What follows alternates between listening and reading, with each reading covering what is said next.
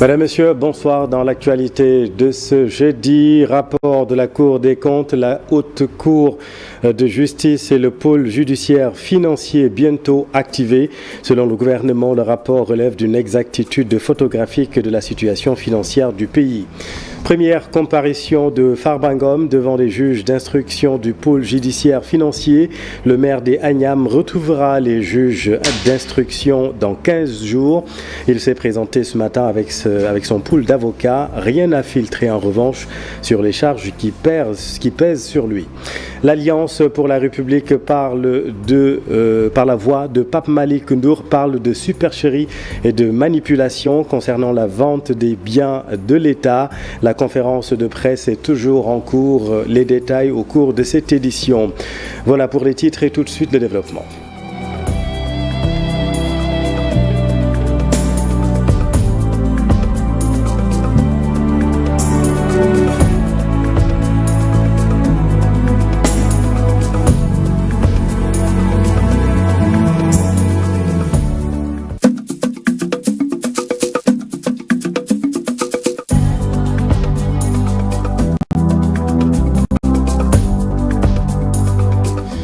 Rapport de la Cour des comptes, la Haute Cour de justice et le pôle judiciaire financier bientôt activé selon le gouvernement. Le rapport relève d'une exactitude photographique de la situation financière du pays, compte rendu du point de presse Maïmouna Ndiaye.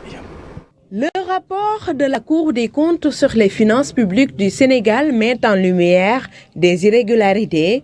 Le déficit budgétaire et le niveau d'endettement sont à corriger, selon le ministre des Finances. L'audit de la Cour des comptes a confirmé ce qui avait été dit avec une ampleur plus grande sur les déficits et donc sur la dette qui a été accumulée ces dernières années. Cette dette était à 99,7% du PIB à fin 2023. Beaucoup de dépenses ont été engagées en dehors des circuits budgétaires normaux et sans autorisation parlementaire.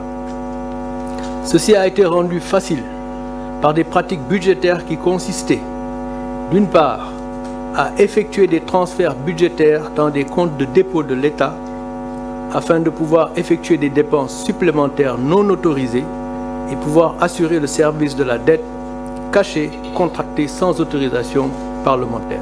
Pour le gouvernement, il faut agir vite, d'où l'urgence d'engager des réformes. Les projets qui seront inclus dorénavant dans le budget seront strictement ceux alignés à la vision 2050 et compatibles avec les lois de finances. À nos partenaires, je voudrais dire que cette trajectoire est crédible car le déficit est déjà presque à ce niveau. Ensuite, la croissance sera forte avec une croissance en moyenne de 6,5%.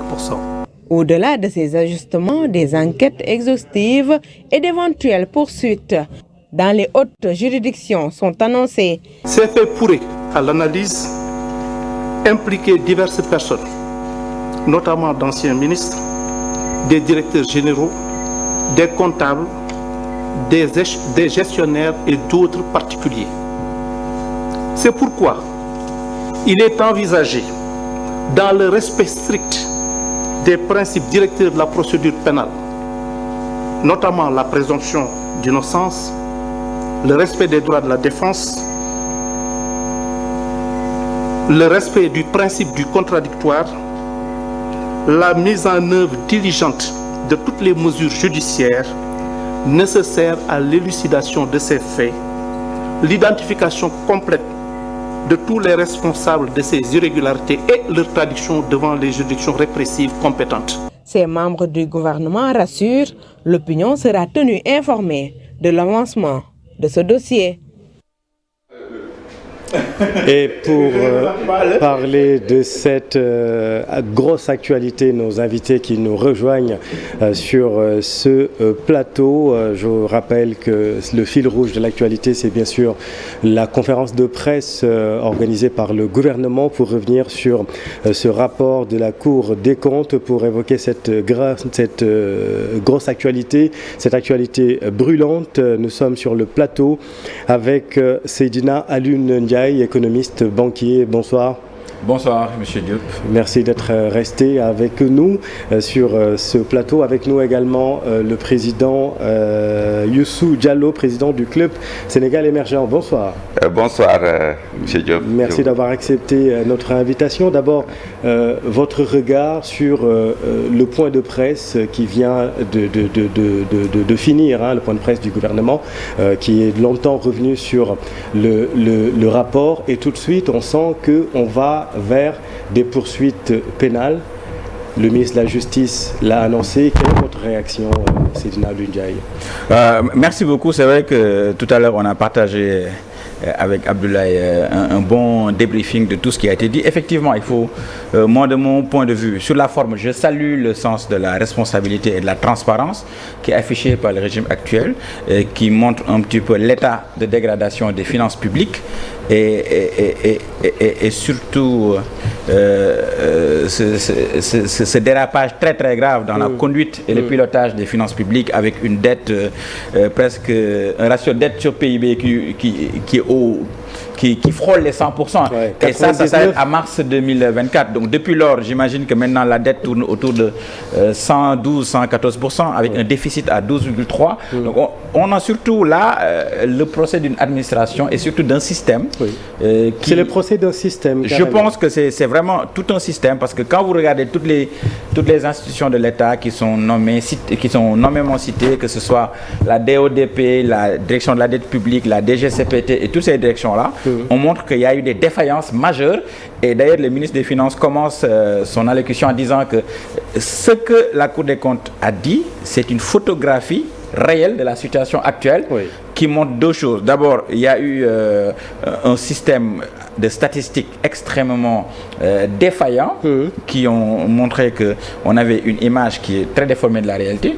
Et ensuite, il y a eu des manquements très graves dans le suivi de la comptabilité et le rapprochement des données des finances publiques du Sénégal. Donc, sur la forme, vraiment saluer cet exercice de transparence et de responsabilité. Maintenant, dans le fond, il y a différents enjeux qui ont été abordés, notamment les réformes que le ministre des Finances a promises, que ce soit aussi l'ajustement budgétaire que le ministre de l'économie lui-même, et ce sont ces termes, a évoqué durant cet exercice-là. Donc c'est toutes ces questions-là qu'il faudra peut-être qu'on va passer en revue lors des échanges qu'on aura. Mais sur la forme, vraiment saluer ça. Maintenant, dans le fond, il y a des suggestions, il y a des pistes d'amélioration, et il y a des choses aussi qui ont été annoncées qui me semble-t-il, vont dans le bon sens. Vous parlez des réformes. Le ministre Cherdiba a effectivement annoncé un cadre budgétaire renforcé, modernisé. On va en parler.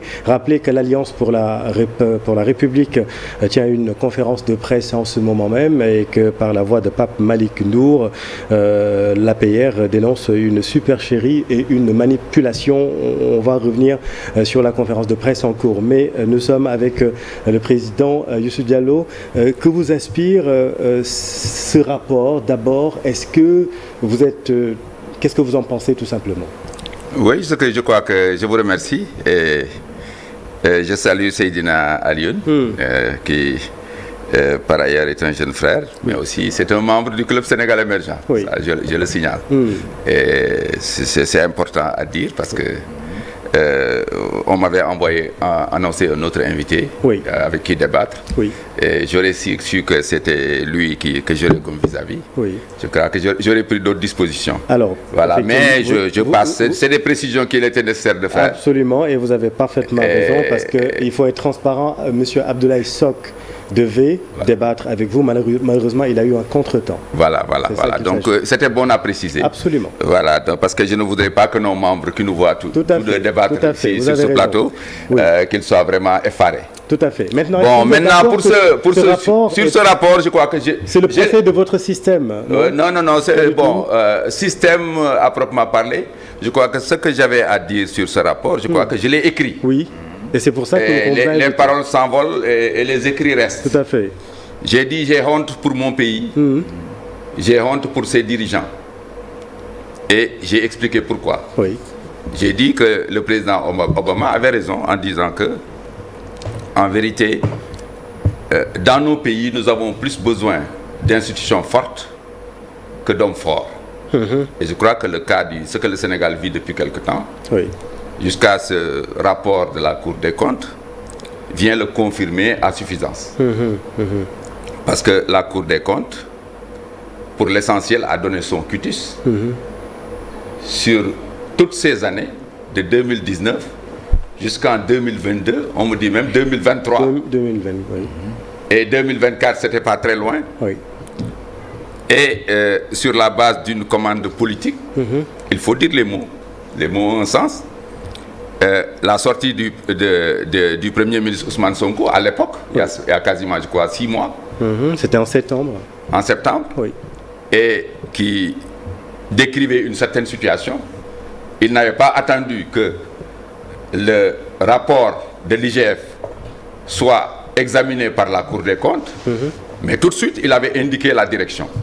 Et vous savez que dans nos pays, quand vous avez une certaine position de pouvoir, et surtout quand c'est un nouveau pouvoir, pour moi qui suis un vieux fonctionnaire qui a fait presque plus de 37 ans dans la haute administration, je connais l'opportunisme et la duplicité de notre administration, qui est capable, au début du règne, d'être complètement aplatie. Au milieu du règne, l'administration commence à avoir des nuances. Et quand il y a une situation de crise, où il y a un possible basculement du pouvoir, l'administration se met sur des positions qui ont permis d'avoir dans ce pays, pour l'essentiel, les alternances que nous avons. Est-ce que vous êtes en train d'insinuer une docilité de la Cour des comptes? Mais ce que j'ai dit, je suis allé plus loin. J'ai demandé, en vérité, que par éthique de responsabilité, aujourd'hui, la contradiction qu'il y a entre les positions de la Cour des comptes, qui, pour l'essentiel, n'avait décelé aucun dérapage majeur dans la gestion des finances publiques, qui revient aujourd'hui brusquement nous dire que vraiment c'est la catastrophe. Après des éléments nouveaux. Même les ratios qui étaient... Après des éléments nouveaux, non? Le rapport de l'IGF a apporté des éléments nouveaux. Il n'y a pas d'éléments nouveaux. L'IGF est une structure du ministère de l'économie et des finances. Absolument. Et l'essentiel de ce qu'il reproche à la haute administration, c'est reproché pour l'essentiel aux structures et aux ministres qui étaient au ministère des Finances. Donc, ceci expliquant cela, où était la Cour des comptes? Pendant que tout cela se passait, c'est le juge des comptes. Chaque année, cette Cour doit examiner les comptes publics et dire aux Sénégalais, est-ce que vos comptes publics sont bien ou mal gérés? Depuis 2019, ça fait presque plus de 6 ans, la Cour des comptes nous a dit que tout se passait bien. Et aujourd'hui, et j'ai dit, à partir de ce moment, il y a 3 questions à se poser. Soit la Cour des comptes est incompétente, ce que je n'ose pas dire, ou bien soit la Cour des comptes savait ce qui se passait, mais n'osait pas le dire parce qu'il y avait le président Macky Sall.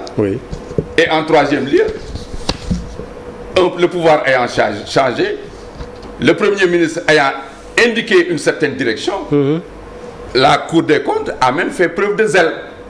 Là où le président Ousmane Sonko parlait d'un déficit, d'un niveau de déficit budgétaire de, je crois, 8 et quelques pourcents, la Cour des comptes est à 12,7%. Là où on parlait d'un niveau d'endettement de 83%, la Cour des comptes est à maintenant 99,7%. C'est ça. Donc vous voyez ces incongruités. Et donc ça m'a poussé dans l'indignation pour dire, écoutez, ce qui faisait la force de ce pays et qui a fait que l'Afrique nous a envié la stabilité de notre système depuis l'indépendance est en train de s'effondrer. Cela, c'est quoi? C'est les institutions crédibles que nous avions. Comme la Cour des comptes. Avant, il n'y avait pas la Cour des comptes, il y avait en fait la justice dans son ensemble. La Cour des comptes est relativement récente. À partir de 2012, la Cour des comptes a commencé à véritablement à prendre forme. Donc, l'Assemblée nationale aujourd'hui est ce qu'elle est. C'est une assemblée, une chambre qui est politique. La justice qui est le dernier rempart de la République et de la démocratie. Mais on a constaté qu'aujourd'hui, à ce niveau-là, il y a ce que j'appelle une espèce de chape de plomb, aujourd'hui suspendue sur la justice, qui est une pression extrêmement forte. Et cette pression s'est révélée à travers les interpellations d'un certain nombre de citoyens à partir de ce qu'on appelle des délits d'opinion, Oui. qui ont été pris, pendant que d'autres proches du pouvoir ont dit pire, mais n'ont jamais été inquiétés. Oui. Mais le dernier maillon, qui était la Cour des comptes, que personne, pour lequel il n'y avait pas de doute ou de soupçon, Oui. mais aujourd'hui, la Cour des comptes, comme m'a dit un de mes amis, la Cour des comptes s'est tiré une balle dans le pied. Voilà moi un peu. La Cour des comptes s'est tiré une balle dans le pied en publiant ce rapport qui reflète l'exactitude de la situation financière du pays, comme l'a dit le ministre des Finances. Non, mais le ministre des Finances, il prêche pour sa chapelle. Oui. La Cour des comptes, c'est sa contradiction entre hier Mais aujourd'hui. seulement les faits sont là, les faits sont bien écrits, bien mentionnés. C'est ça le problème. Entre nous, le rapport de la Cour des comptes ne veut pas dire que ce qui sont les incriminations sont vraies au sens juridique du terme. Parce que demain ils vont dire qu'ils vont les traduire en justice. Ça, c'est la justice. Ce rapport est récent. Oui, j'aimerais... Et les incriminés ont le temps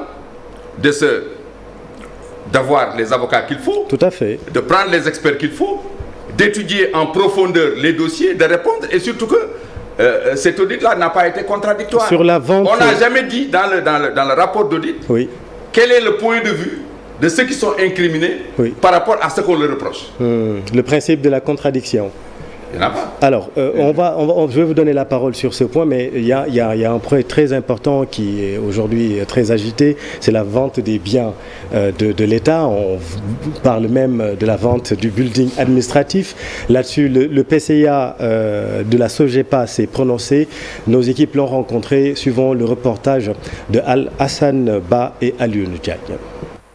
Un point dans le rapport de la Cour des comptes qui a suscité l'étonnement et l'interrogation chez bon nombre de Sénégalais. L'État du Sénégal qui cède 10 immeubles dont le building administratif à la SOGEPA, la Société nationale de gestion et d'exploitation du patrimoine bâti. Comment cela s'est passé? Explication du PCA. Pour comprendre cela, il faut retourner quelques années en arrière. La SOGEPA a été créée en 2021. Il a été envisagé une opération qui n'est pas secrète, d'emprunt obligataire via la Banque islamique. 2022, au début d'exercice, un emprunt. Les autorités qui étaient là, ils ont trouvé ce mécanisme d'ingénierie juridique consistant, dans un premier temps, à transférer éventuellement des immeubles à la SOGEPA pour qu'il y ait des actifs. Maintenant, là où le bas blesse et qui est souligné dans le rapport de la Cour des comptes, c'est l'estimation de la valeur vénale de ces 10 immeubles cumulés qui sont à peu près en deçà de 200 milliards, comme vous l'avez vu, alors que l'État, dans ce prêt, a pris plus de 300 milliards. Mais plusieurs questions à se poser. Où est passé le reliquat de 114,4 milliards de francs CFA de l'emprunt obligataire de 2022 non versé au trésor public? Ils l'ont dit, 114,4 milliards qui ne sont pas donc arrivés au compte du trésor public. Ce qui interroge et peut-être pose deux questions. Aujourd'hui, je pense qu'au-delà du rapport de la Cour des comptes, il va falloir retracer un peu cette opération pour voir la liste des souscripteurs, regarder les intermédiaires, les rémunérations, les détails des virements qui ont été effectivement faits et éventuellement essayer de les quantifier pour stabiliser le montant. Quelle utilisation en a été faite de ces 300 milliards d'une part, et d'autre part pour les 30 milliards que l'État avait laissé à la SOGEPA. La nouvelle équipe de la SOGEPA va poursuivre les investigations après la publication du rapport de la Cour des comptes. La Cour qui a constaté qu'il n'y a pas eu de justificatif relatif à l'opération exécutée en dehors du circuit trésor. Merci Alassane. Et ça, c'est un des points que l'on agite en ce moment, la vente des biens de l'État, Seydina Alioune Ndiaye. Mais bien sûr, mais vous me permettrez d'abord, c'est une petite remarque préjudicielle. Hein. Oui, allez-y. Moi, j'étais invité à un débat de débriefing. J'ai fini, mais on m'a retenu de force pour me dire qu'il faut participer à ce débat-là. Tout à fait. Et sussège. Pas de force, mais avec plaisir. Avec plaisir. Oui. Sussège que j'allais débattre avec mon grand frère, avec qui on a des relations très poussées. Oui. Moi, si je le savais, je ne serais pas là pour débattre. Et puis aussi, je ne voudrais pas qu'on lâche la proie pour l'ombre. Oui. Parce que ce dont il s'agit ici, c'est d'un rapport d'une institution remarquable de l'État du Sénégal. D'accord. Et moi, je pense que d'abord, il faut qu'on mette le cadre pour que les gens comprennent très bien. Il y a une directive numéro 01/2009 du Conseil des ministres de l'UEMOA qui a donné une injection à ce que tous les États de l'UEMOA, quand il y a un changement de régime, que l'État nouveau fasse dans les 3 mois un audit des finances publiques et que cet audit-là puisse être certifié par la Cour des comptes avant que ce soit publié. Et ça, c'est une loi qui a été transposée dans le corpus juridique par un décret, par la loi 2012-22 du 27 décembre 2022, qui a été signée par le président Macky Sall et le Premier ministre Abdoul Mbaye. Donc, la Cour des comptes, ce qu'elle a fait, c'est très simple. Il faudrait pas qu'on mélange les choses. C'est-à-dire, ce que je veux dire, c'est qu'il y a un nouveau régime qui a fait un audit. Et cet audit-là, ils l'ont donné à la Cour des comptes qui certifie cet audit-là. Et cette certification-là fait l'objet d'un rapport. Et c'est ce rapport-là qui nous enseigne. Et moi, je n'ai aucun doute sur ce rapport de la Cour des comptes. C'est-à-dire, non, mais c'est important. Il faut me laisser aller jusqu'au bout. Oui, j'entends bien, mais c'est important. Quand vous me coupez comme ça, je perds le fil. Je ne vous coupe pas, je précise simplement. Vous ne doutez pas de la crédibilité de ce rapport? Non, pas du tout. Et d'autant plus que ce rapport de la Cour des comptes, il est contradictoire. Peut-être que mon doyen n'a pas eu le temps de lire les 57 pages. À un certain moment, par exemple, je vous donne un exemple très concret. La DDP, la direction de la dette publique, quand elle a été interrogée, parce que la Cour des comptes, ce qu'elle a vu, c'est 4 choses.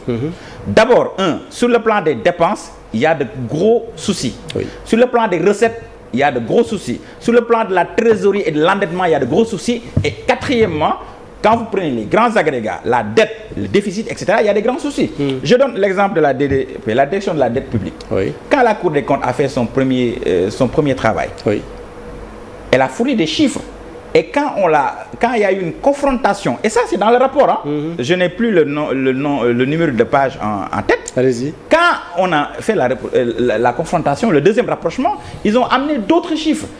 Voyez-vous, les chiffres entre la direction de la dette publique, de la DODP, qui sont retracés dans le TOF, le tableau des opérations financières de l'État, et dans le cadre du logiciel de la Direction générale de la comptabilité publique et du Trésor, il y a des discrepancies, il y a des différences, des discordances de 376 milliards.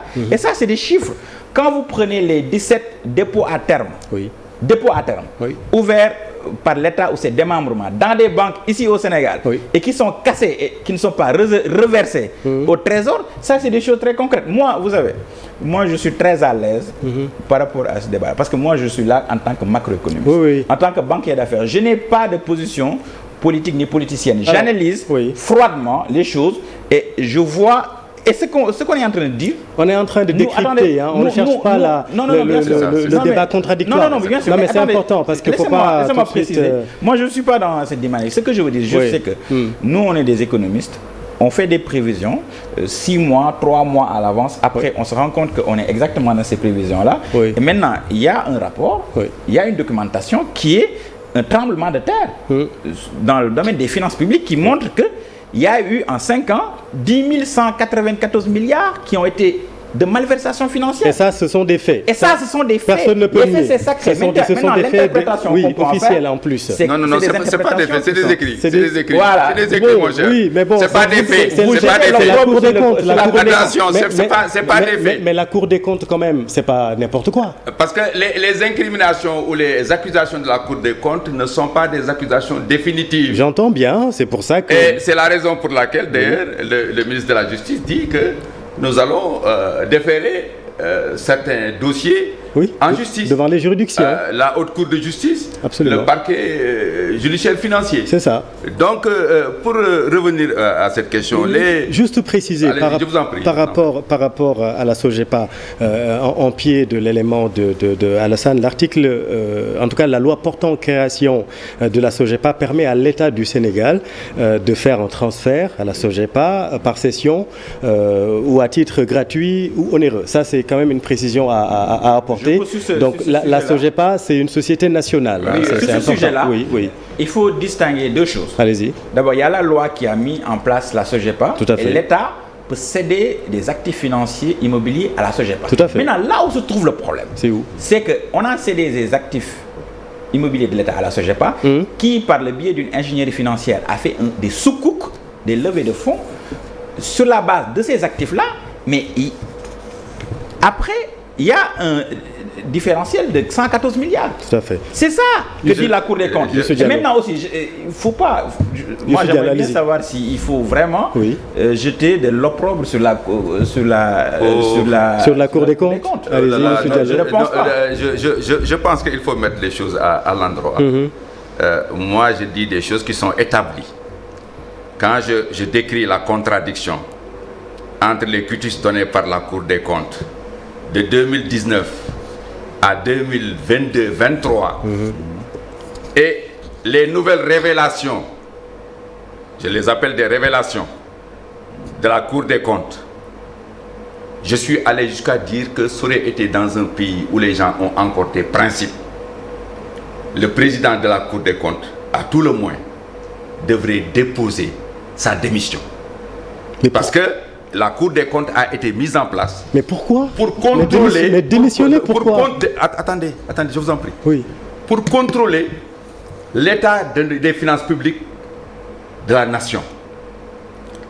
Et ils nous ont, dans tout le rapport, montré qu'il n'y avait pas de problème majeur. Ils ont donné quitus. Je pose ce point. Laissez-moi, je vous en prie. Ayez la patience de m'écouter. Allez-y. Je vous ai écouté religieusement. Oui. Et vraiment, ayez la patience de m'écouter. Je vous reproche souvent votre impatience et ça, vous le savez. Alors, allez-y. Voilà. Donc, laissez-moi un peu développer. Oui. Et je pense que sur cette question, c'est le point de vue de la Cour des comptes, le rapport de la Cour des comptes contre la position et la défense de ceux qui sont accusés. Et je crois que ce sera bien qu'on aille au tribunal. Parce que le rapport, déjà, depuis presque près de 10 jours, certains hauts responsables du parti au pouvoir, dans les réseaux sociaux, ont presque donné les conclusions du rapport de la Cour des comptes. Restons sur le rapport et non pas sur les réseaux sociaux. Non, mais c'est important parce qu'il y a assez à dire sur le rapport. Parce que sur les réseaux sociaux, c'est tout et n'importe quoi, je vous le concède. Mais là, le rapport quand même, le rapport... Quand même, et un peu de respect pour moi, je ne lis pas... Oui, j'entends bien. Je ne lis pas tout et n'importe quoi, moi. D'accord, je retire ce mot. Voilà, donc je crois que on nous avait annoncé la couleur. Oui. Et coïncidence de l'agenda, le jour où Farbangom est convoqué, le jeudi, où la CNTS a appelé à un rassemblement, regardez le timing, le mercredi, on sort le rapport de la Cour des comptes. Et ensuite, on programme une conférence de presse. Pour vous, tout est concerté, mais tout est fait à dessein. J'ai un soupçon légitime, un doute légitime par rapport à la nature de ce rapport qui au lieu d'apporter la clarification, aider à ce qu'on améliore la gouvernance dans ce pays, mais va encore politiser et jeter la confusion dans ce pays. Conférence de presse du gouvernement, concomitant, l'APR avait programmé pour demain, mais ils font leur conférence de presse aujourd'hui. Parce que finalement, les techniques de propagande et de communication politique aujourd'hui sont très très éprouvées dans ce pays. Et finalement, les gens ont été à bonne école parce que je vous demande de suivre mon regard. Et je pense que maintenant concernant la SOGEPA, les gens, je crois qu'il vient d'être juste un président de conseil d'administration. Ce qu'il ne sait pas, c'est que SOGEPA est une entité juridiquement autonome, qui a un statut juridique, qui peut transiger, qui peut décider d'aliéner même son patrimoine. pourvu que le conseil d'administration, bien sûr, qui est lié aux autorités étatiques et consorts, en décide. À la Sonacos, à un moment, il était question de vendre, je suis le président, Tout à fait. de vendre une partie des terres de Sonacos situées dans le domaine portuaire. Attention. C'est pas la même chose. Donc il y a beaucoup de gens aujourd'hui qui parlent de finances publiques, qui parlent d'État, alors qu'ils n'ont jamais été dans l'État. Vous n'êtes pas d'accord avec ça? Voilà. Donc je crois que ça, c'est des confusions. Vous entendez le PCA, on sait visiblement qu'il ne maîtrise pas ce qu'il fait. Maître Abdoulaye Tine, vous n'êtes pas d'accord avec ça? Non, attention, c'est un point de clarification. Allez-y. Vous savez, il y a la loi 2022-08 du 19 avril 2022 qui est relative au suivi du portefeuille de l'État, au contrôle des entités du secteur parapublic et des sociétés dans lesquelles l'État a une part majoritaire. Il y a cette loi-là qui est là. Il y a aussi l'OADA, qui est l'acte uniforme qui régit les sociétés de droit privé et les groupements d'intérêt économique. À un moment donné, au cœur de l'État, il y a eu des débats juridiques de très haute facture sur les risques de contrariété. Attendez, sur les risques de contrariété entre l'OADA pour les sociétés nationales, les sociétés de droit privé, et la loi relative au suivi du portefeuille de l'État. Et ça a été tranché par la Cour suprême avec un avis consultatif qui a dit très bien que l'article 916 de l'OADA sur le statut sur les sociétés à régime particulier permettait justement à ce que l'État du Sénégal fasse la prééminence de cette loi-là sur le statut privé. Concernant la SOGEPA, il faut distinguer deux choses. Il y a la valorisation du patrimoine bâti de l'État qui peut être quelque chose de très bien sous réserve de mettre des produits structurés dans l'ingénierie financière et juridique. Maintenant, là où le bas blesse, moi c'est ce que je dis, faut pas que par des interprétations sur fond un peu de théorie du complot, qu'on laisse la proie pour l'ombre. Ce que dit le rapport, c'est que ok, l'État a cédé ça à la SOGEPA qui a levé les fonds via Soukouk ou emprunt obligataire, mais c'est le manque là, c'est les 114 milliards. Les 114 milliards. Se passer. Et ça. Surtout, le rapport de la Cour des comptes, et ça, le doyen Diallo sait très bien, la Cour des comptes, c'est les plus brillants magistrats. Moi, je ne suis pas leur avocat. Moi, je ne suis l'avocat de personne ici. Non, la Cour des... Attendez, mais laissez-moi terminer. Allez-y. La Cour des comptes, ils font des contrôles sur pièce et sur place. C'est in situ. Moi, j'ai donné un exemple très pratique. C'est l'exemple de la direction de la dette publique. Moi, je vous ai dit, et ça, se trouve dans le rapport. Maintenant, l'interprétation politique ou politicienne, la concomitance des événements, le fait que, etc., ça, moi, je laisse ça à l'appréciation du doyen et à l'appréciation de tout le monde. Mais ce que je ne voudrais pas, c'est que là, Chérif, c'est très grave. Hein? Le moment est très grave parce qu'en 5 ans, quand même, il y a 10 194 milliards de francs CFA. J'entends bien, mais vous avez... Mais est-ce que vous vous rendez compte de ça? Est-ce que vous vous rendez compte que il y a des gens qui ont fait 17 dépôts à terme? Le président de la République... Est-ce que vous vous rendez compte que c'est extrêmement grave? Le président de la République lui-même l'a dit, il n'y a plus de marge budgétaire ni financière. Et là, on a la preuve, on voit les choses. Alors, juste sur la SOGEPA, parce que c'est important, et président Youssou Diallo, on a le reliquat de 114,4 milliards de l'emprunt obligataire de 2022 de la SOGEPA non versé au Trésor public. Est-ce qu'il y a une explication à ça? Pour le moment, c'est des accusations. Laissons les intéressés devant le tribunal, si cela a lieu, clarifier ces questions. C'est pourquoi je ne peux pas avoir un jugement définitif sur la question. Mais ce que je sais, sur le plan de la loi, l'État et SOGEPA étaient fondés à faire une telle transaction. Donc il n'y a rien d'illégal là-dedans. Maintenant qu'on me dise qu'il y a 114 milliards qui n'ont pas été versés, etc. 114 milliards qui flottent. C'est un autre problème. Voilà, ça j'ai noté. Maintenant, par rapport au parapublic, etc., il y a une loi de 2022 de l'État du Sénégal qui prend en compte l'IOMA et tout ça. C'est cette loi qui régit le secteur parapublic. Et cette loi est très claire en la matière. Donc, pour dire que je constate que mon jeune frère est maintenant est en train de faire une OPA. Non, allez, arrêtez. Par rapport aux responsables. Non, là, du projet. ne faites pas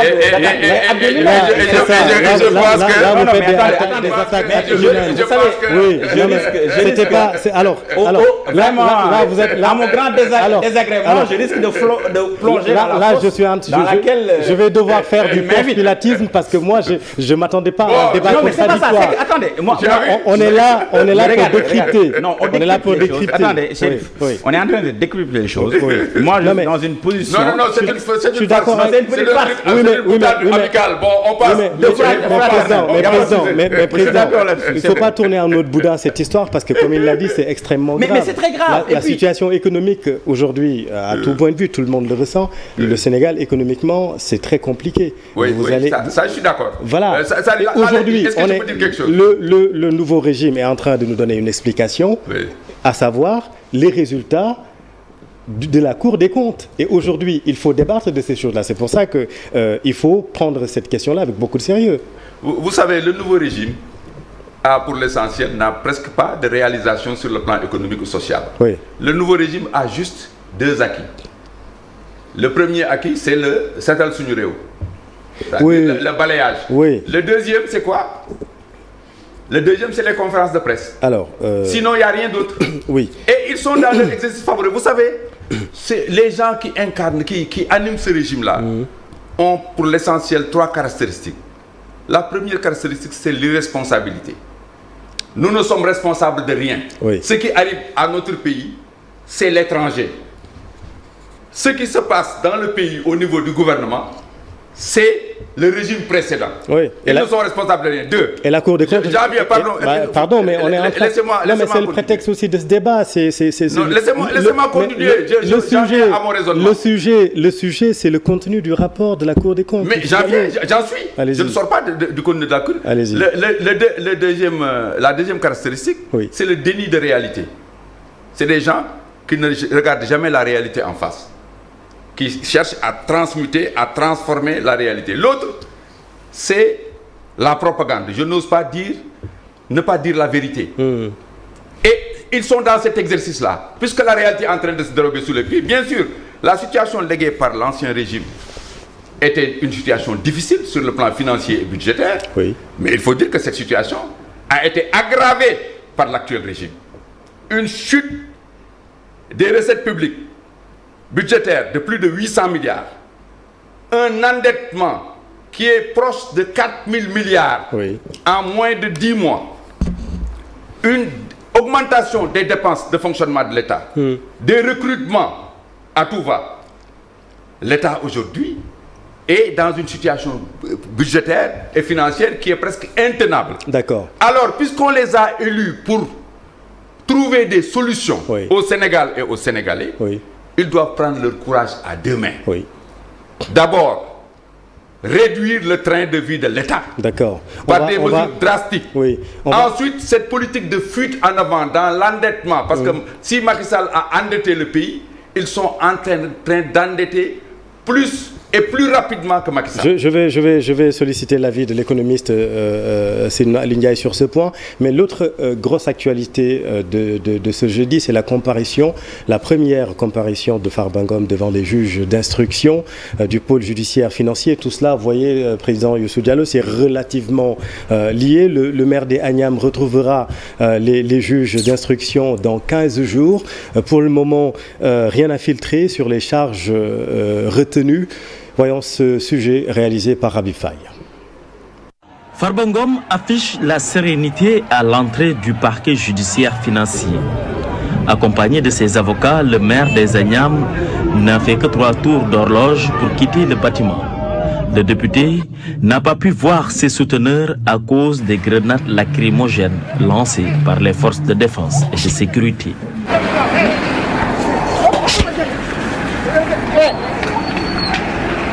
Maître Doudndoy, son principal avocat, refuse de revenir sur le fond du dossier des 125 milliards. Il donne rendez-vous dans 15 jours. Farba Ngom ñibbi na këram ñun tam ñu ngi ñibbi suñu kër sant yàlla c'est justice bu juste boo xam ne moo ne suñu kanam. tey xam ngeen lan lañ ca toppee. loolu man du ma ko wax c'est benn avocat sañu koo wax parce que si biir dossier bi la secret de l'information la mais li ma mën a wax mooy ñibbi na këram ñu ngi ñibbi suñu kër fii fukki fan ak juróom liggéey bi dina continuer waat fii. Ses camarades de parti parlent alors d'une violation de procédure. Tout observateur averti sait que ce qu'on a fait subir à Farba Ngom est injuste. D'abord, on a levé l'immunité parlementaire sur la base d'un simple rapport de présentation et je pense que c'est pas ce qui se fait normalement. Ce qui est en train de se passer dans ce pays nous interpelle tous. Farba est un citoyen sénégalais qui ne peut pas se soustraire d'ailleurs des règles et de la loi, des lois de ce pays. C'est la raison pour laquelle je pense qu'il a eu une posture républicaine en ayant récupéré sa convocation et en déférant cette convocation aujourd'hui avec ses avocats. Surtout que nous avons remarqué qu'il n'y a pas de règlement de reddition de compte, mais de règlement de compte. Et je pense que tout Sénégalais a l'obligation de dénoncer cet acte. Aujourd'hui, on ne va plus parler de dictature rampante, la dictature est là, bien présente, et je pense qu'il est obligatoire que tout Sénégalais vienne soutenir Farba parce qu'on ne sait jamais, demain ce sera peut-être un autre mois, on ne sait pas encore. Farba Ngom rentre chez lui, ses militants crient victoire. Ouais, Habib Farba Ngom convoqué donc dans le cadre de l'enquête sur des activités suspectes de blanchiment de capitaux dont la valeur provisoire est estimée à plus de 125 milliards de francs CFA. On va écouter dans un instant Moundiaye Cissé, la société civile aussi qui s'est prononcée sur le rapport de la Cour des comptes. Et pour Moundiaye Cissé, ce rapport pose la question de l'efficacité de nos organes de contrôle. On va l'écouter dans un instant, mais Seydina Alioune Ndiaye sur la dette. Vous avez entendu tout à l'heure le président Youssou Diallo avancer que le régime actuel est aussi allé très loin dans l'endettement. Qu'est-ce que vous en pensez? Alors, au risque de me faire passer pour un porte-parole du régime actuel que je ne suis pas, moi je pense que quand même on peut reconnaître qu'il y a une double éthique. Il y a d'abord une éthique de la responsabilité. Donc moi, je m'inscris en faux sur l'irresponsabilité de ce régime. Parce que la responsabilité, c'est d'abord et avant tout de dire, écoutez, voici la situation qu'on a trouvée. Oui. Très franchement, la transparence, c'est aussi toutes les magouilles budgétaires. Parce que ce que dit le rapport, c'est des choses très factuelles. Hein. Oui. Dans les dépenses, pendant 5 ans, hein, on comptabilisait les dépenses de l'année précédente vers l'année de l'année N-1 vers l'année 1. Dans les recettes, il y a ce qu'on appelle les recettes à recouvrer, les RAR. Il y a des créances de la douane de presque 261 milliards qui n'ont jamais été recouvrées. Le gouvernement actuel, quand il a fait son audit, il croyait que c'était 480 milliards. La Cour des comptes est allée beaucoup plus loin. C'est presque 700 milliards. Okay. Pour moi, cet enjeu de transparence-là, il peut être interrogé sur le plan philosophique. Est-ce qu'un État a besoin d'être extrêmement transparent? Est-ce que la transparence jusqu'à nuire à l'image ou à la note du Sénégal, est-ce que c'est quelque chose d'important? Ce qu'on dit à Wolof, est-ce que mais quand même, il y a ce double enjeu-là, de la responsabilité et de la transparence. Maintenant, les responsabilités des uns et des autres doivent et seront situées par la justice. Tout à l'heure, vous avez montré le reportage précédent qui concerne un ancien hiérarque du régime. Farba Ngom. Le dossier est devant la justice. La justice dira s'il est coupable de ce qu'on lui dit ou pas. Mais toujours est-il que la CENTIF, sur la base de remontées de transactions bancaires, ce qu'on appelle les fameuses DS, DOS d'ailleurs dans les banques, ça s'appelle les déclarations d'opérations suspectes. Demain, M. Diallo a un beau boubou, il a un niveau de vie qui tourne peut-être autour de 10 millions. Demain, il a une opération de 500 millions, mais son conseiller bancaire est obligé de faire une déclaration d'opérations suspectes. Et c'est sur la base de la remontée de toutes ces opérations suspectes-là qu'on est arrivé jusqu'à un montant de 125 milliards. Donc, moi, je rappelle et je répète, peut-être la répétition est pédagogique, M. Diop, ne lâchons pas la proie pour l'ombre. Parce qu'il y a une stratégie aussi, hein, ça on sait en termes de propagande peut-être ou bien de manipulation des masses. Quand il y a un message qui est là, les gens attaquent le messager. Donc on interroge la crédibilité de la Cour des comptes, on essaie de pointer des divergences alors qu'il y a des choses qu'il faut bien clarifier. La Cour des comptes, dans sa loi organique, la Cour des comptes fait des rapports d'activité annuels sur la gestion et la tenue des finances publiques. Ça, c'est de manière générale. Mais pour l'opération, dans le cas d'espèces, il faut qu'on comprenne de manière très claire. Quand il y a un changement de régime, la directive de l'UEMOA dit, toi, nouveau régime, Chérif Diop, il y a un changement de présentateur de la télé. Quand tu viens, tu as 3 mois pour faire l'état des lieux de ton studio. Tout à fait. Quand tu finis ton état des lieux, pour éviter maintenant, juge est parti, tu prends ton état des lieux, tu donnes ça à M. Birandou, DG, pour lui dire, écoute, ou bien à ton contrôleur interne, le DSI, tu dis, écoute, moi c'est le studio là, l'état actuel où j'ai trouvé le studio à la suite du départ de Sarah Cissé. Je donne un exemple. Maintenant, le DSI, lui, il regarde si effectivement c'était ça, il se base sur votre comptabilité matière, il regarde et tout, il dit ok, après il publie un truc, et ce qu'il publie. Donc nous sommes dans le cours normal des choses. Mais c'est dans le cours normal des choses. Maintenant, il faut aller au fond des choses. Et le fond, c'est les dépenses, les recettes, la gestion de la trésorerie. Mais comment on peut comprendre que l'État du Sénégal doive 2517 milliards au secteur bancaire sénégalais? Ça, c'est un risque. Les banques commerciales. Les banques commerciales, et ça, c'est un risque. Mais justement, vous êtes banquier, mais comment c'est possible ça? Mais c'est possible parce que c'est tout un système. Parce qu'il y a eu un travestissement de toutes les procédures de ces systèmes-là, qui font qu'avec la nouvelle loi aussi, la loi 2021-23 sur les partenariats publics-privés, qui a ouvert des trous noirs, des dettes loopholes, on a les offres spontanées, on a. Et après, à un moment donné, le secteur bancaire aussi, devant cette orgie de milliards à gauche et à droite, peut-être a cédé. Et aussi, il y a la responsabilité de la Banque centrale qui est appelée ici. Parce que ça, il y a beaucoup de responsabilités. Et toutes ces responsabilités des uns et des autres, ma conviction, c'est qu'elles doivent être situées sans exclusive. Moi, c'est tout ce que je dis. Président Youssou Diallo. Chérif, mon jeune frère, il est très fort en élucubration discursive. Mais je constate qu'il n'a pas répondu à ta question. Tu lui as posé une question très simple. Que pensez-vous du mode d'endettement de l'actuel régime? Il n'a pas répondu à ça. Il fallait répondre à la question. Et je sais qu'il y a les VAR.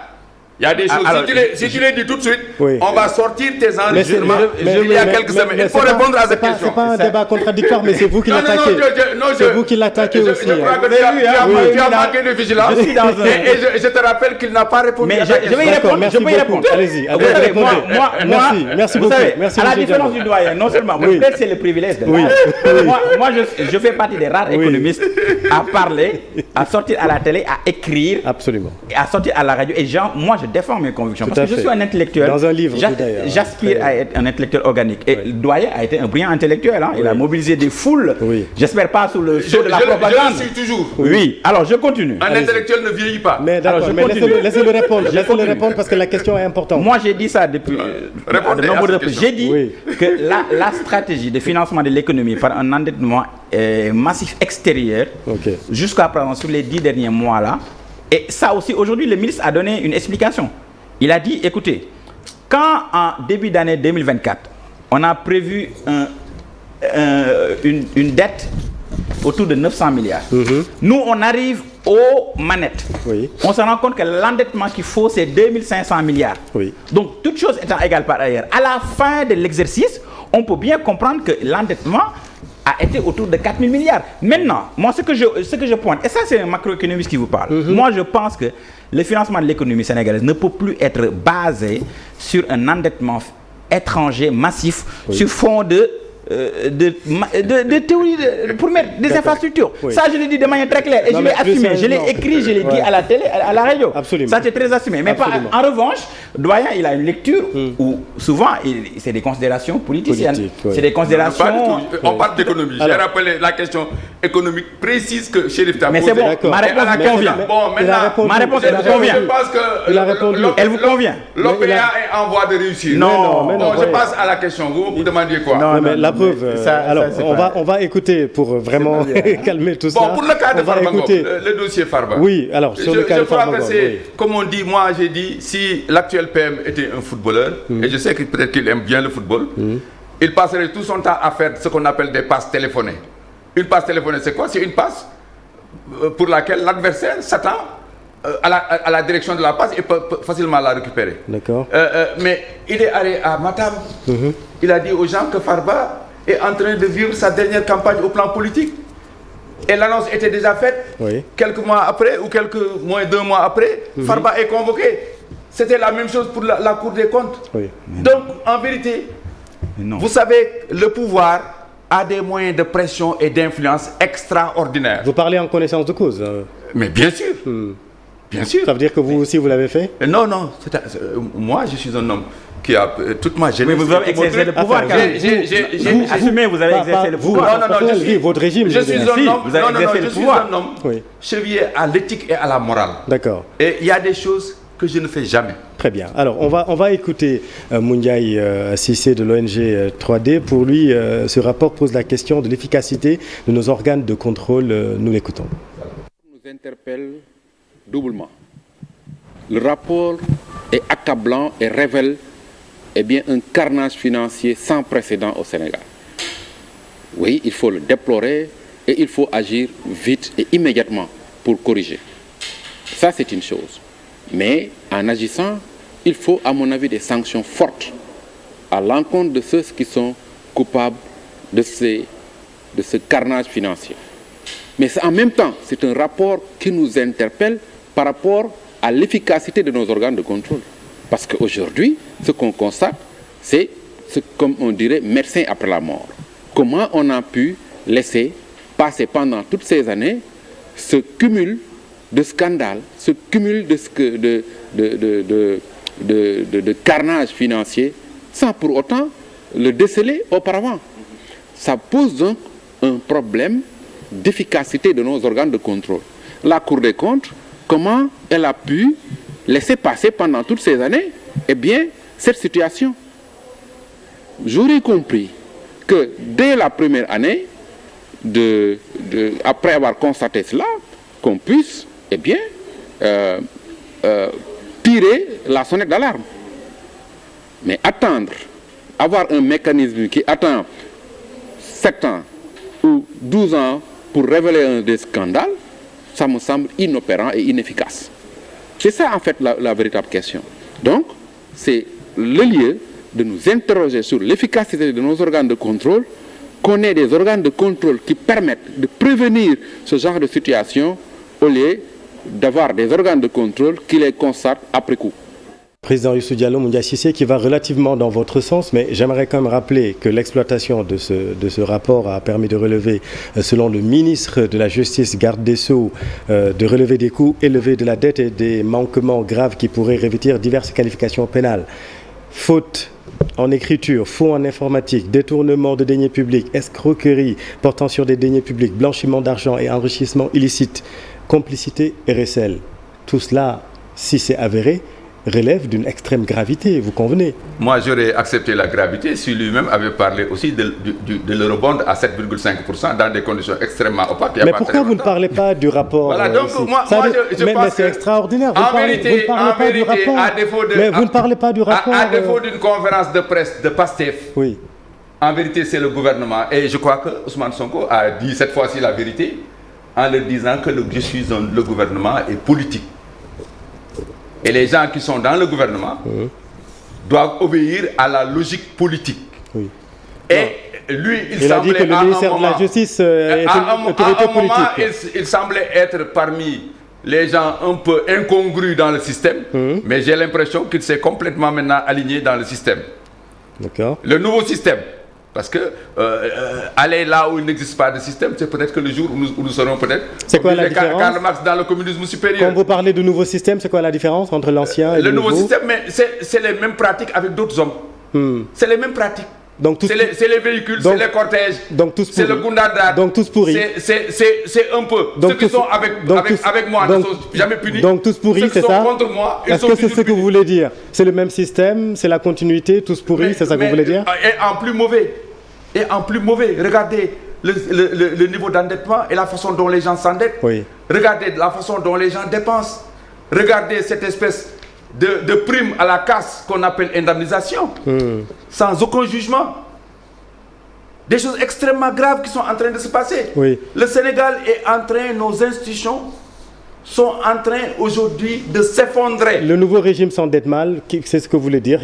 Parfaitement. Qu'est-ce que vous le reprochez? Il faut bien trouver de l'argent, parce qu'aujourd'hui, vous avez vu que le programme avec le FMI, Chérif, oui. Ils ont parlé de rupture. Oui. Ils ont dit de compter d'abord sur nos propres moyens. Vous avez presque un encours de la dette annuelle qui est aux environs de 4 000 milliards. Vous avez un niveau de salaire qui est extrêmement élevé, qui n'est pas loin de 2 000 milliards. Oui. Vous faites cette addition, vous êtes à 6 000 milliards. Aujourd'hui, vous regardez le niveau des recettes du Sénégal. Vous regardez le niveau de notre endettement. Un régime responsable, un régime courageux, un régime véridique aurait dit, écoutez, stop. On va regarder aujourd'hui ce que nous avons comme dépenses et particulièrement ce que nous avons comme recettes. Et essayer d'ajuster nos dépenses à nos recettes. Je termine. Allez-y. Et par rapport à la dette, oui. La dette aujourd'hui du Sénégal, l'encours, est devenue quasiment insupportable. Il faut aller vers nos partenaires. Le ministre a dit que c'est encore soutenable. Donc ça veut dire que le pays n'est pas en rue. Le ministre Abdourahmane Sarr a dit...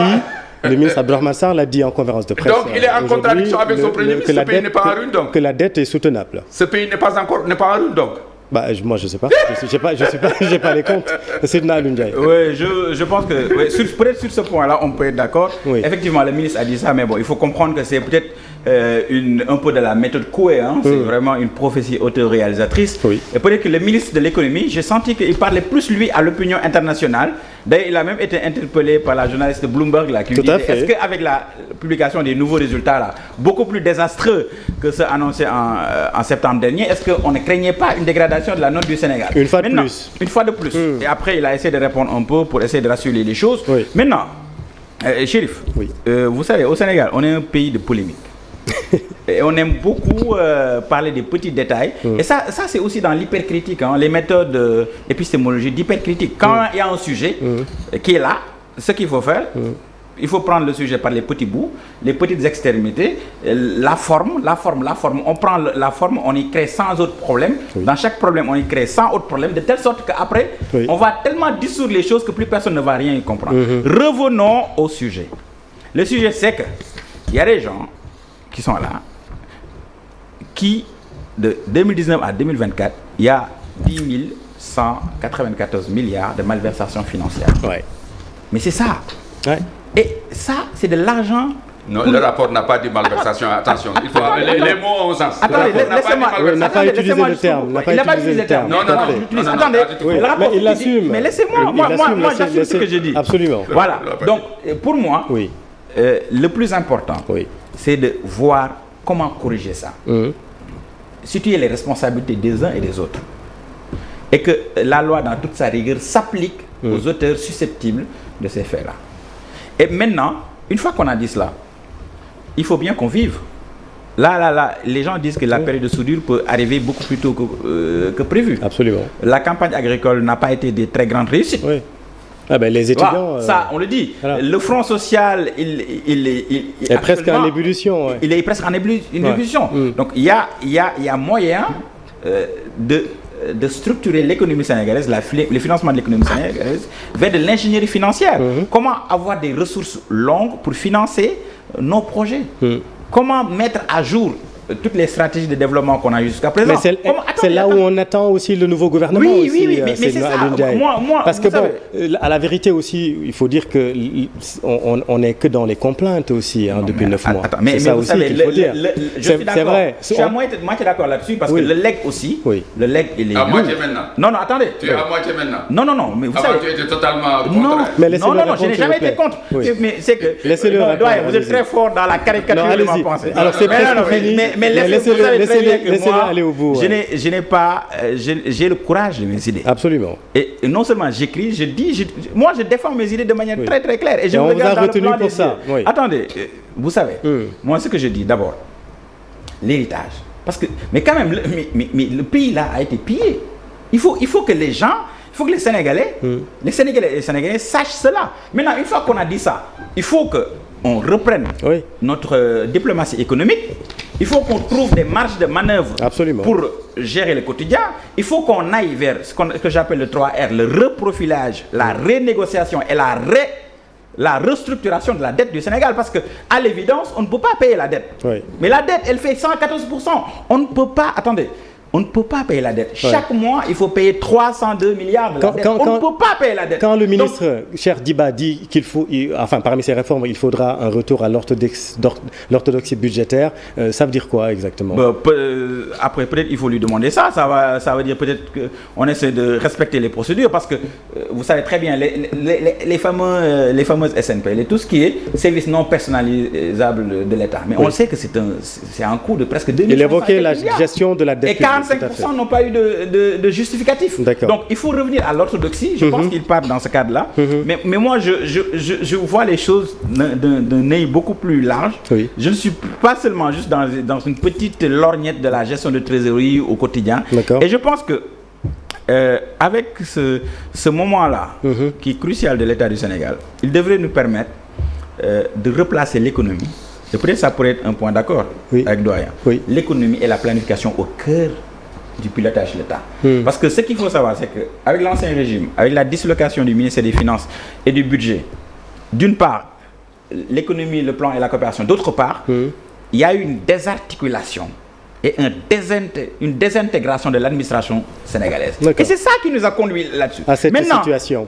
C'est le lieu de replacer l'économie au cœur du pilotage des politiques publiques. Et Doyen Diallo est un brillant économiste, agronome, ingénieur qui connaît très bien l'agriculture. Mais il peut faire des propositions là-dessus. Donc c'est ça qu'il faut que ça nous appelle. Très bien. Et ça, c'est dans le moyen et dans le long terme qu'il faut. Maintenant, toutes les considérations politico-politiciennes, on a convoqué celui, etc. Parce que, à ce que je sache, le responsable actuellement de l'APR n'a pas été convoqué pour des activités politiques. C'est un rapport de la CENTIF qui a retracé 125 milliards de mouvements suspects. Mais quand même, vous les journalistes, vous devez nous aider à la sacralité des faits et à éviter à ce que la raison là, hyper critique, nous détourne de la proie pour l'ombre. Parce que sinon, le débat va être déplacé. Si vous ne faites pas attention, je vais jusqu'au bout. Non, la liberté, c'est la liberté d'expression aussi. Je comprends, mais c'est si vous ne faites pas attention. Donnez votre avis et laissez M. Diallo donner son avis. Et laissez-moi modérer le débat. Il y a aucun souci. Mais moi, ma crainte, c'est que si on ne fait pas attention, le débat, au lieu de porter sur le message, va porter sur le messager. Et le nécessaire est fait et sera toujours fait ici sur TFM. C'est parfait. Et vous le faites très bien. Je peux vous le rassurer. Merci beaucoup. Alors, merci, messieurs, d'avoir accepté de décrypter et non pas de débattre ce soir. Et il faut préciser, effectivement, M. Diallo et M. Ndiaye, que nous devrions avoir M. Abdou Karim Sok, économiste spécialiste des finances publiques, face à Youssou Diallo, président du Club Sénégal Émergent. Mais comme vous êtes très bon dans l'analyse et dans le décryptage, nous vous avons supplié de rester avec nous pour faire ce débat très intéressant. Et j'en suis sûr que les téléspectateurs en sont très ravis. Merci.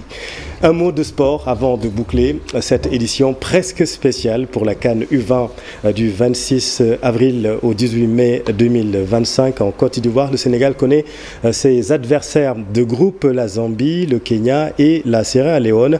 Le reste, c'est cher Sadibou Diarra qui nous raconte. L'équipe nationale U20 du Sénégal, aux testeurs du football à l'accent anglais. Les Lionceaux sont logés dans le groupe C de la CAN de la catégorie, en compagnie de la Zambie, du Kenya et de la Sierra Leone. Et là, c'est un tirage difficile comme les autres, parce que moi je ne dirais jamais qu'un tirage est facile.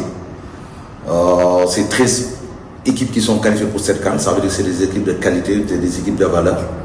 Et chaque équipe aura l'ambition plus ou moins de s'imposer dans cette compétition. Donc là, il faut qu'on soit humble, qu'on ne choisisse pas nos matchs comme je l'ai dit tantôt. Parce que c'est important plus ou moins de ne pas sous-estimer aucune équipe parce qu'il y a un nivellement des valeurs maintenant au niveau footballistique sur le plan africain. Tenant du titre, le Sénégal est déjà tourné vers la préparation pour conserver son trophée. Donc ce sera à nous d'être prêts.